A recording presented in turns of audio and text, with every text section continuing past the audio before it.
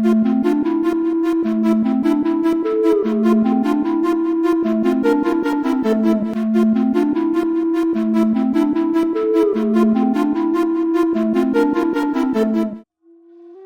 नामक एक गरीब स्त्री एक गांव से कुछ दूरी पर अपने छोटे बेटे शिरीष के साथ एक छोटे से झोपड़े में रहती थी।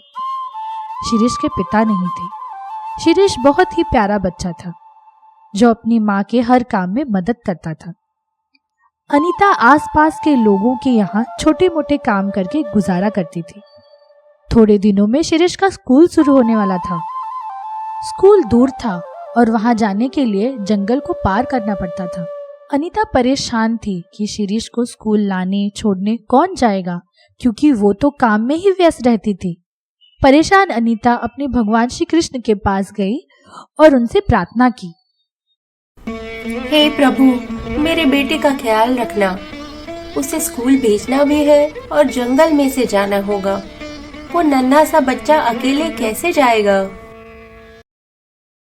और फिर परेशान अनीता सो गई और उसको नींद में एक सपना आया। अनीता मेरी बहन, चिंता मत करो। बस शिरीष से कह दो कि उसके साथ उसका भाई गोपाल होगा, जो उसके बुलाने पर कभी भी कहीं भी हाजिर हो जाएगा। ये बात सुनकर अनीता चौंक कर उठी, पर उसे कोई दिखाई नहीं दिया। अरे, ये तो सपना था। सुबह होते ही वह उठकर जल्दी जल्दी शिरीष के लिए दूध नाश्ता तैयार करने लगी। फिर शिरीष को उठाकर तैयार करने लगी। माँ, स्कूल जाते आते वक्त मेरे साथ कौन होगा? मैं अकेले जंगल से कैसे जाऊंगा? शिरीष मेरे बच्चे, तुम बिल्कुल चिंता मत करना। तुम्हारा एक भाई है जिसे तुम अब तक नहीं जानते। मैंने उससे बात की है और वो बोला है कि जब भी जहाँ भी तुम्हें उसकी जरूरत पड़े वो आएगा। बस तुम्हें उसे गोपाल भैया के नाम से दिल से पुकारना होगा। अच्छा ठीक है माँ। हे प्रभु, मेरे शब्दों का मान रखना, मेरे बच्चे का ख्याल रखना। शिरीष अपने भैया से मिलने की खुशी में मुस्कुराते हुए जंगल तक पहुंचा, पर आगे बढ़ते बढ़ते उसकी गति धीमी हो गई और उसे डर लगने लगा। फिर उसे माँ की बात याद आई और वह गोपाल भैया को आवाज देने लगा। गोपाल भैया, ओ गोपाल भैया, कहाँ हो तुम? मुझे इस जंगल में बहुत डर लग रहा है। जल्दी से मेरे सामने आओ मुझसे मिलने। भैया, आप कहाँ हो? सामने आओ ना। माँ ने बताया मुझे आपके बारे में। भैया, मुझे डर लग रहा है। गोपाल भैया, आओ ना।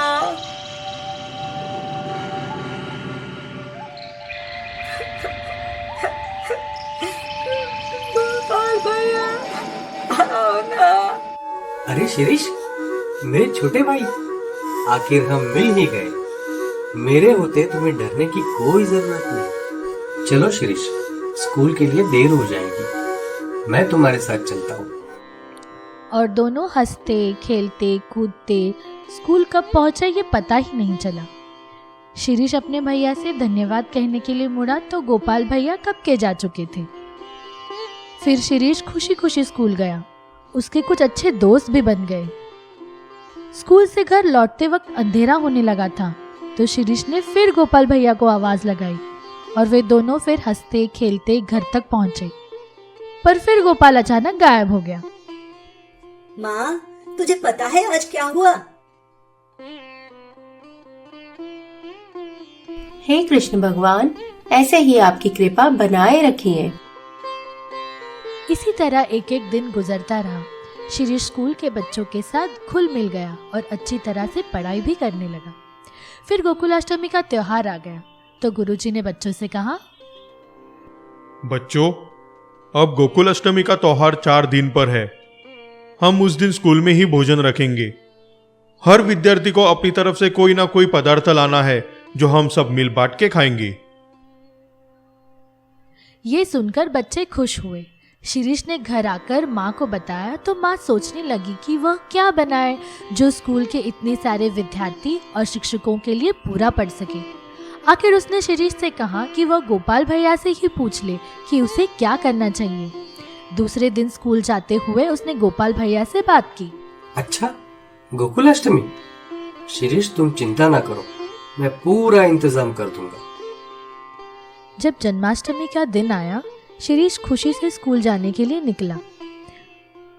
उसके मन में यह भी उत्सुकता थी कि गोपाल भैया उसे क्या देंगे स्कूल ले जाने के लिए। जंगल में जाते ही वो गोपाल भैया को बुलाने लगा।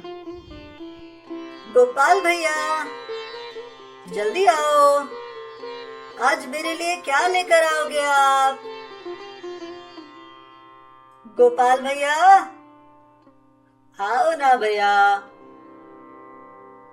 अरे भैया, आज तो स्कूल में मुझे कुछ खाने की चीज ले जानी थी और आप तो मेरे लिए कुछ भी नहीं लाए।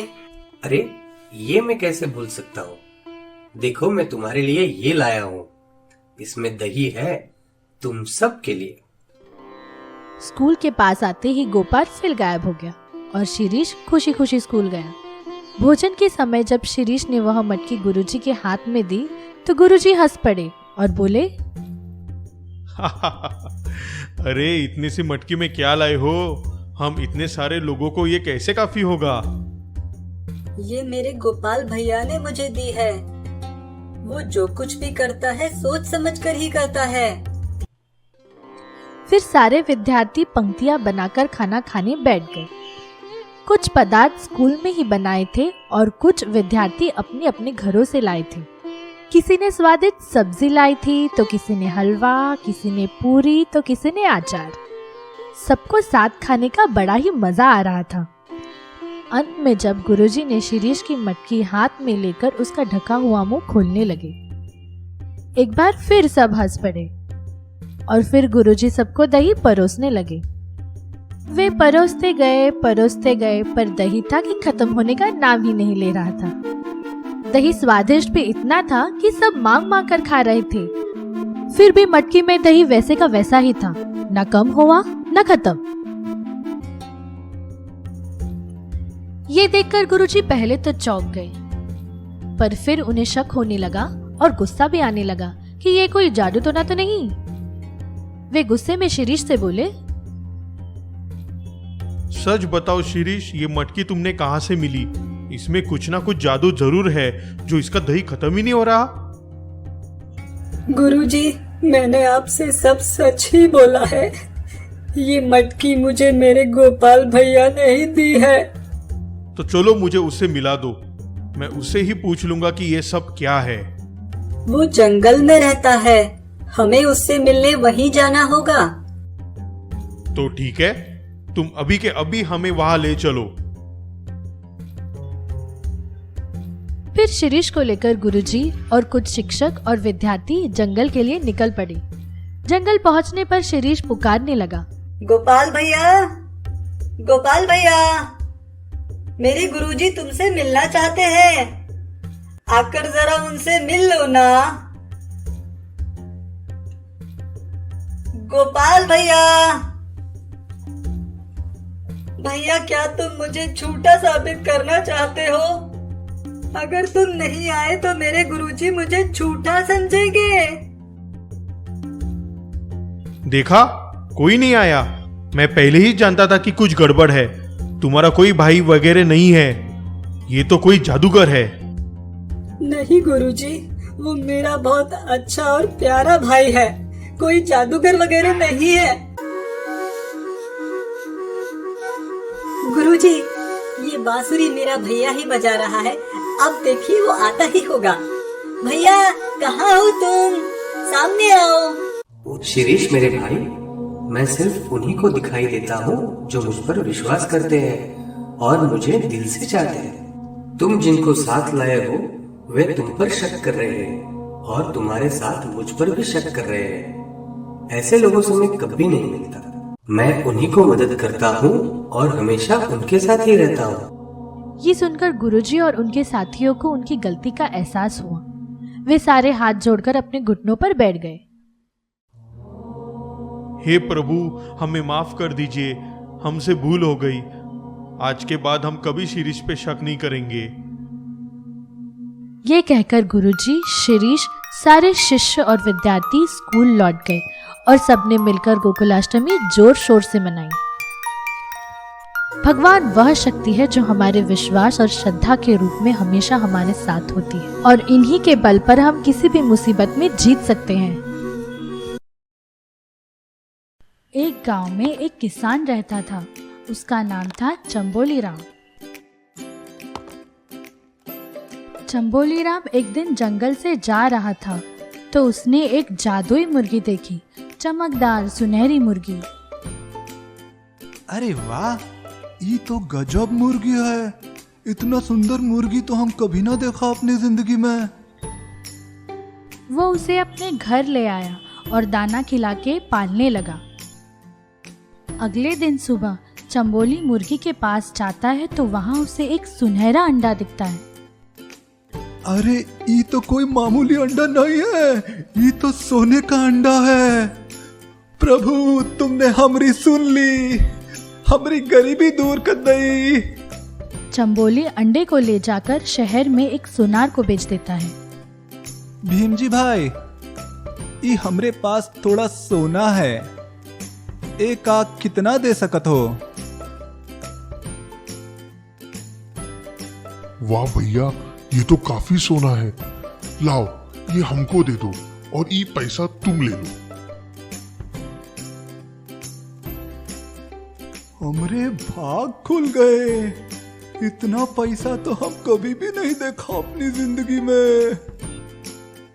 ऐसे ही मुर्गी रोज एक अंडा देती और चंबोली राम रोज अंडा बेच देता और पैसों से अपने परिवार के लिए अच्छा अच्छा सामान ले आता।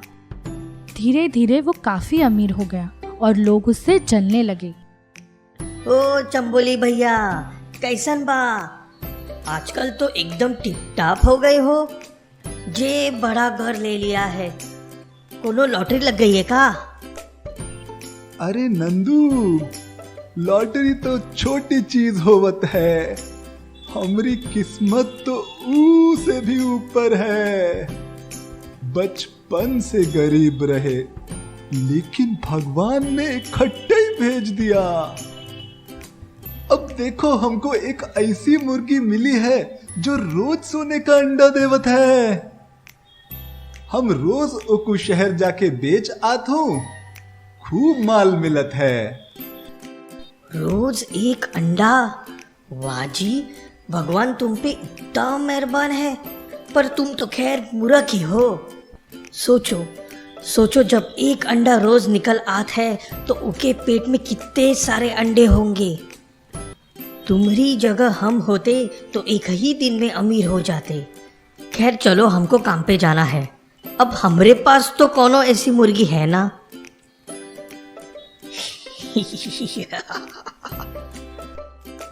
अरे ये तो हमने सोचा ही नहीं।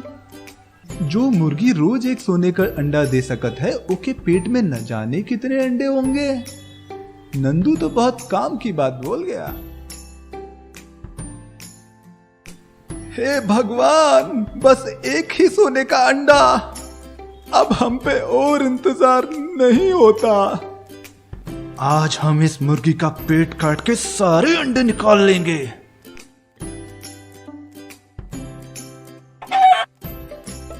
ओह, इसमें तो कुछ भी नहीं है।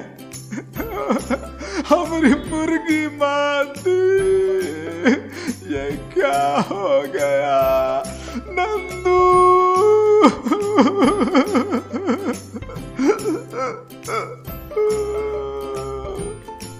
तो बच्चों, इस कहानी से हमने सीखा कि ज्यादा लालच करना अच्छा नहीं होता और किसी के बोलने पे कुछ करने से पहले अपना दिमाग लगाना चाहिए।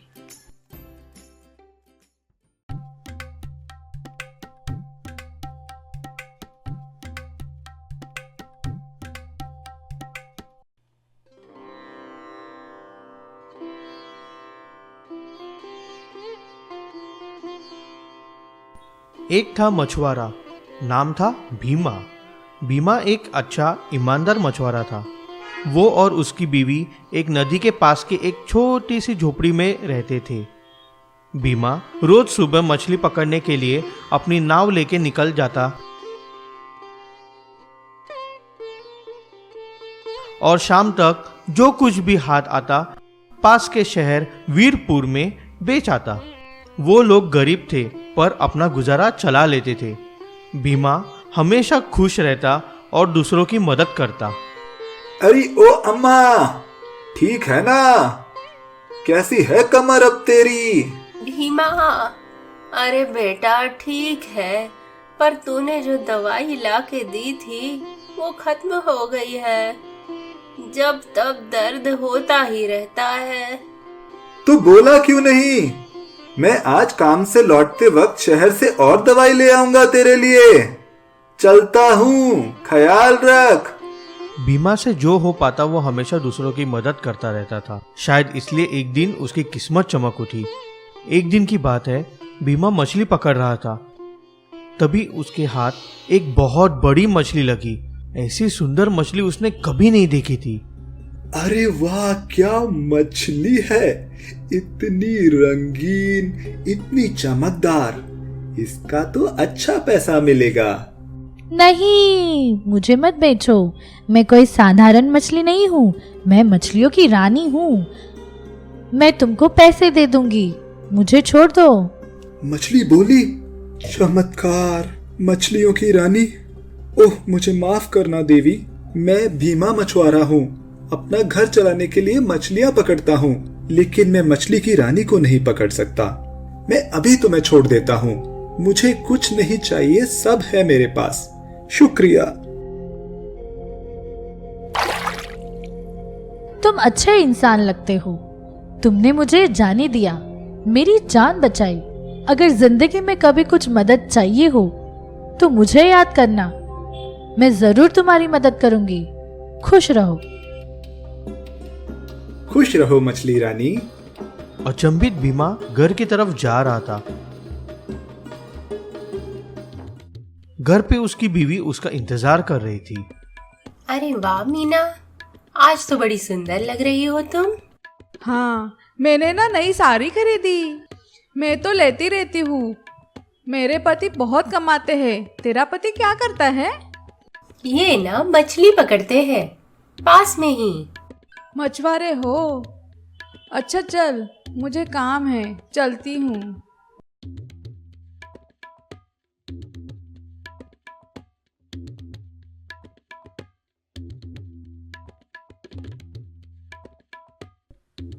तभी भीमा घर पे पहुंचता है और अपनी बीवी को पूरा किस्सा सुनाता है।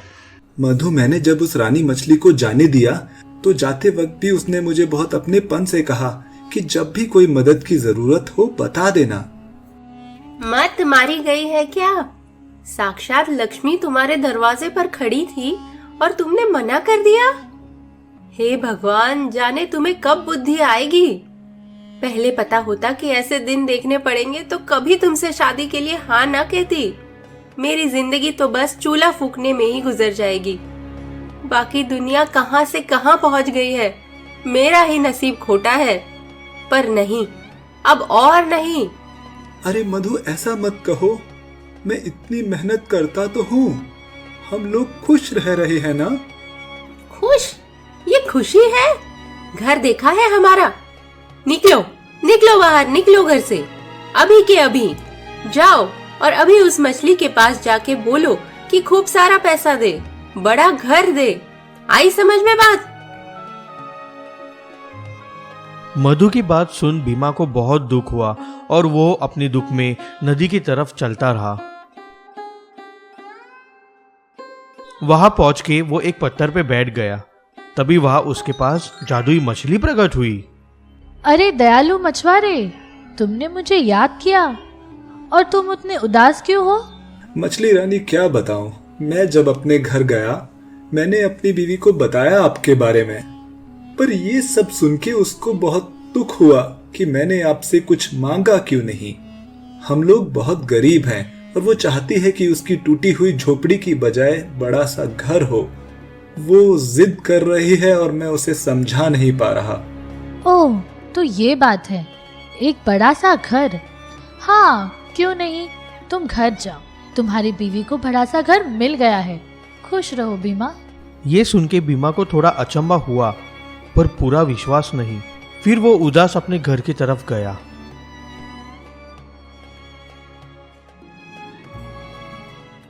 अरे मैं गलती से कहीं और आ गया हूँ। यहाँ तो मेरा घर हुआ करता था। फिर उसे घर में से अपनी बीवी की आवाज आई। आ जाओ, तुम्हारा ही घर है, आ जाओ। सुनो, चमत्कार हो गया। मेरी आंखों के आगे आगे हमारी झोपड़ी बदल के एक सुंदर सी हवेली बन गई। देखो, मैंने कहा था ना, वो मछली से कुछ मांगना चाहिए था। अरे वाह मधु, चलो अब तो तुम खुश हो ना? तुम खुश हो कि नहीं? अच्छा, तुम तो उस टूटी फूटी झोपड़ी में भी खुश थे। मेरी वजह से ये घर मिला है, वरना जिंदगी भर झोपड़ी में ही रहते। नए घर में मछुआरे की बीवी को कुछ दिन अच्छा लगा, पर जल्दी ही वो असंतुष्ट हो गई। अरे भीमा, हम तो बहुत सस्ते में कट गए। हमको जादू की मछली से और कुछ अच्छा मांगना चाहिए। हम तो अभी भी बहुत गरीब हैं। मैं समझ गई, मुझे एक बड़ा सा महल चाहिए और पूरे शहर पे राज चाहिए। मैं रानी बनूंगी, तभी मुझे खुशी मिलेगी। हाँ, तुम एक काम करो, अभी जाओ उस मछली के पास और बोलो उसे मुझे महल चाहिए, राजपाट चाहिए। तब तक घर मत आना। भीमा को यह सुनकर बहुत दुख हुआ, पर उदास भीमा फिर से नदी के पास जाके बैठ गया और मछली रानी को याद करते ही वो प्रकट हो गई। भीमा, तुम फिर उदास हो? क्या हुआ? तुम्हारी बीवी को ये घर पसंद नहीं? ठीक समझा मछली रानी, वो अभी भी दुखी है। उसकी जिद है कि उसको एक महल चाहिए, राजपाट चाहिए, शहर की रानी बनना चाहती है। भीमा, तुमने मेरी जान बख्शी है। तुम दुखी रहो तो मुझे भी अच्छा नहीं लगेगा। चलो तुम्हारी बीवी की ये इच्छा भी पूरी कर देते हैं। घर जाओ, तुम्हारे घर की जगह एक आलीशान महल है और तुम्हारी बीवी अब पूरे शहर की रानी है। मछली की बात सुन भीमा घर लौट गया और वहां एक विशाल महल को देख के वो समझ गया कि ये उसका ही घर है। वो अंदर गया तो वहां बहुत सारे लोग थे। रानी आराम कर रही थी, लोग सेवा कर रहे थे। भीमा को देख के रानी ने इशारा किया। आ गए तुम? देखा मेरा कमाल? ये है मेरा शानदार महल और इतने सारे नौकर चाकर दिन रात सेवा करते हैं। है ना कमाल की मछली? अब हमें कभी किसी चीज की कमी नहीं होगी। रानी कुछ दिन खुश रही, पर फिर एक रोज भीमा के पास आई। भीमा, आज हम बहुत गुस्से में हैं। हमारे पड़ोस के शहर के राजा हमसे ज्यादा ताकतवर है। उसके पास हमसे बड़ी सेना है और ये हम नहीं देख सकते। हम सबसे बड़ी महारानी बनना चाहते हैं। पूरे देश में नहीं, पूरी दुनिया पे हमारा राज होगा। अब हम छोटा नहीं सोच सकते, हमको पूरी दुनिया पे राज करना है। सबसे बड़ा महल चाहिए, सबसे ज्यादा धन, सबसे बड़ी और ताकतवर सेना चाहिए। सब लोग हमारे नीचे होंगे। इससे कम हमारी शान के खिलाफ है। रानी मधुमती पूरी दुनिया पे राज करेगी। जाओ, अभी जाओ और उस मछली को हुक्म करो कि वो हमको ये सब दे। ऐसा कहकर मधु ने, मतलब रानी मधुमती ने, भीमा को महल से बाहर जाने का आदेश दिया। भीमा हर बार की तरह अपना उदास चेहरा लेके नदी पे बैठ गया। मछली को याद करते ही मछली रानी प्रकट हुई। अरे भीमा, 4 दिन में फिर वापस, फिर उदास? कहो क्या बात है? तंग आ गया हूँ मछली रानी। मेरी बीवी को सब कुछ मिला, उसको फिर भी खुशी नहीं है। नौकरानी से महारानी हो गई है, पर शोहरत के साथ घमंड भी बढ़ गया है। मैं पहले कम परेशान था, अब शायद ज्यादा हूँ। मुझे ये सब शोहरत नहीं चाहिए। ठीक कहा भीमा, सच्ची खुशी चीजों में नहीं होती है। खुश रहने के लिए सिर्फ पैसा जरूरी नहीं है, खुशी अंदर से मिलती है। चलो, अब जैसा तुमने कहा मैं सब वापस ले लेती हूँ, पहले जैसा ही बना देती हूँ। अब तुम्हारी बीबी वापस अपने झोपड़े में ही है। चलो भीमा, कभी खुशी में भी याद कर लेना। धन्यवाद जादुई मछली। और फिर भीमा वापस अपने घर की तरफ चल पड़ा। वो घर अब फिर से वही टूटी झोपड़ी बन चुकी थी। भीमा अपनी बीवी को जाके बोला, अरे मधु, मछली नाराज हो गई। उसने सब वापस छीन लिया और मुझे भगा दिया। ओह, मैं समझ गई। लेकिन बीमा, सच बताओ तो मुझे भी अमीरी में कोई बेहतर खुशी नहीं मिली। हम तो पहले भी खुश ही थे। चलो भूल जाओ सब कुछ। अच्छा सुनो, पड़ोस वाली अम्मा आई थी, बोल रही थी कि उनकी पीठ तुम्हारी दवाई से ठीक हो गई है, लड्डू दे के गई है। तो ये थी भीमा और जादुई मछली की कहानी। बच्चों, आपको भी समझा ना, सच्ची खुशी पैसों से नहीं अपने लोगों से मिलती है।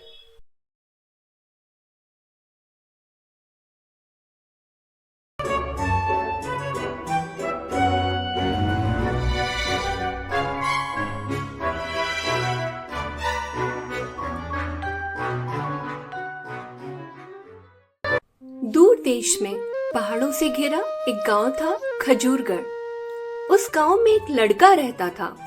वो पूरे दिन खाता रहता और बस आराम करता, कोई काम नहीं करता। जहाँ भी खाने की खुशबू आती वो तो उधर ही खिंचा चला जाता। लड्डू, खीर, पूरी, हलवा और कोल्ड ड्रिंक्स उसको बहुत पसंद थे। वो खा खा कर मोटा हो गया था। लोगों ने उसका नाम प्यार से रख दिया था पेटू लाल। उठ जा पेटू, दिन चढ़ाया है, तुझे स्कूल नहीं जाना? माँ, आज तो संक्रांति की छुट्टी है। तो उठ के नहा धो ले, तुझे पतंग नहीं उड़ानी है? इतनी जल्दी कौन उठता है? मैं तो छत पे जाके फिर से लेट जाता हूँ।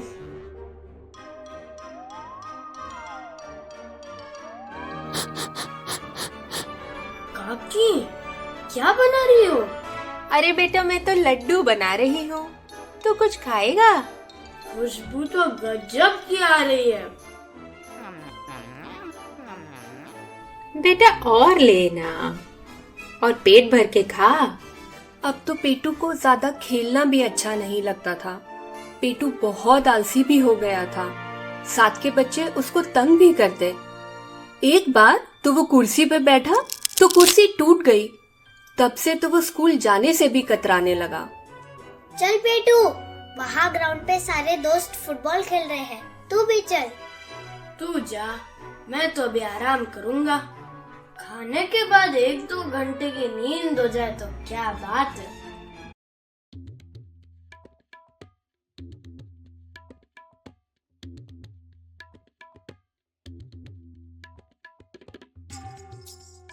अलख निरंजन, बेटा सुनो, मैं बहुत प्यासा हूँ, थोड़ा पानी मिलेगा?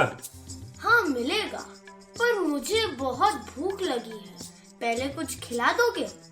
बच्चा, मैं तो फकीर हूँ, मेरे पास क्या होगा देने को, मैं तो आशीर्वाद दे सकता हूँ। तुझे क्या चाहिए? कुछ थोड़ा सा खाने को दे दो, मुझे बहुत भूख लगी है। क्या है मेरे पास, देखता हूँ। अच्छा हाँ, खजूर मिले, खाओगे? हाँ बाबा, खिला दो। बच्चा, क्या चाहिए तुम्हें? बाबा, कुछ ऐसा कर दो कि हर समय कुछ खाने को मिलता रहे, बहुत स्वादिष्ट चीजें, और आराम करता रहूं, कोई बस तंग ना करे। साधु बाबा समझ गए कि बच्चे की मदद करनी चाहिए।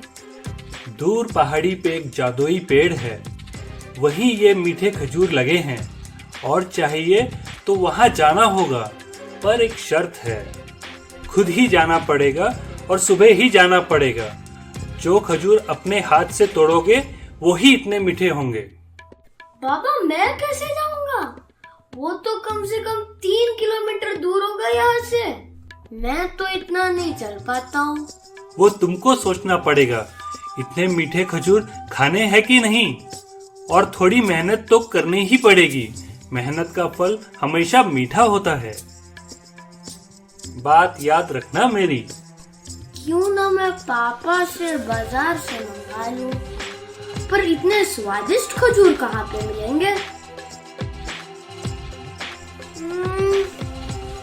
क्या मैं पहाड़ पे जाने की कोशिश करूं? और नींद भी तो कितनी प्यारी है। ट्राई तो करना ही चाहिए। माँ, मैं जरा घूम के आता हूँ, थोड़ा टाइम लगेगा।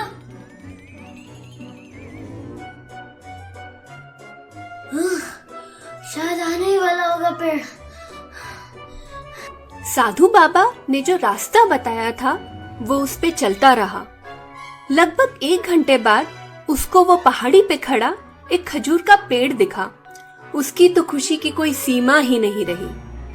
अरे कुछ खाने का मन कर रहा है, देखो क्या रखा है जेब में।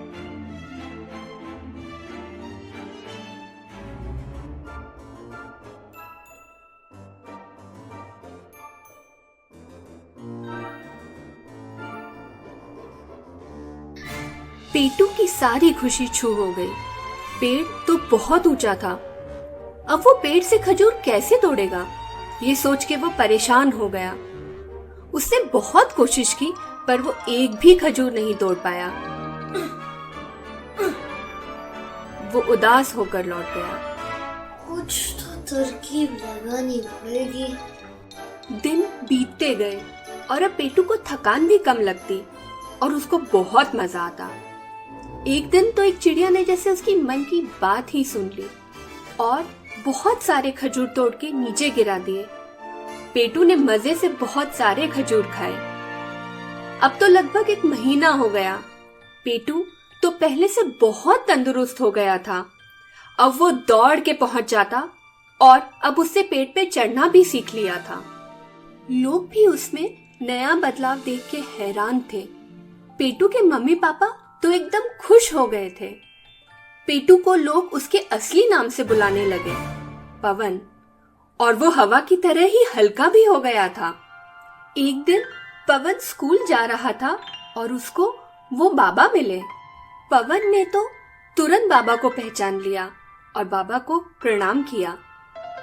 उसमें इतना बदलाव आने के बाद भी बाबा ने भी उसको पहचान लिया।